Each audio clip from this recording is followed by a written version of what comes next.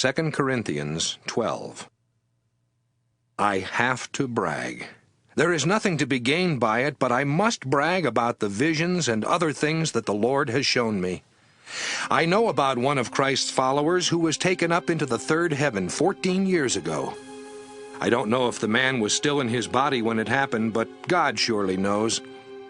As I said, only God really knows if this man was in his body at the time, but he was taken up into paradise, where he heard things that are too wonderful to tell. I will brag about that man, but not about myself, except to say how weak I am. Yet even if I did brag, I would not be foolish. I would simply be speaking the truth. But I will try not to say too much. That way, none of you will think more highly of me than you should because of what you have seen me do and say. Of course, I am now referring to the wonderful things I saw. One of Satan's angels was sent to make me suffer terribly, so that I would not feel too proud. 3 times I begged the Lord to make this suffering go away. But he replied, "My kindness is all you need. My power is strongest when you are weak." So if Christ keeps giving me this power, I will gladly brag about how weak I am. Yes, I am glad to be weak, or insulted, or mistreated, or to have troubles and sufferings, if it is for Christ. Because when I am weak, I am strong. I have been making a fool of myself. But you forced me to do it when you should have been speaking up for me. I may be nothing at all, but I am as good as those super-apostles. When I was with you, I was patient and worked all the powerful miracles and signs and wonders of a true apostle. You missed out on only one blessing that the other churches received.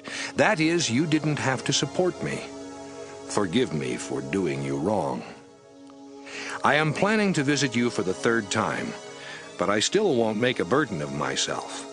What I really want is you and not what you have.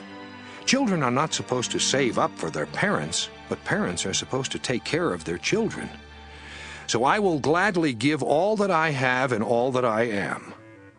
Will you love me less for loving you too much? You agree that I was not a burden to you. Maybe that's because I was trying to catch you off guard and trick you. Were you cheated by any of those I sent to you? I urged Titus to visit you, and I sent another follower with him. But Titus didn't cheat you, and we felt and behaved the same way he did.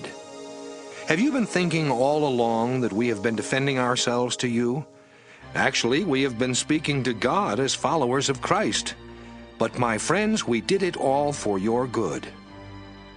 I am afraid that when I come, we won't be pleased with each other.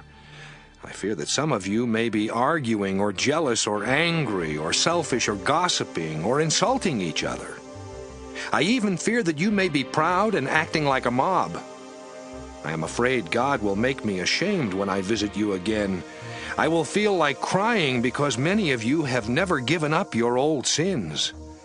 You are still doing things that are immoral, indecent, and shameful.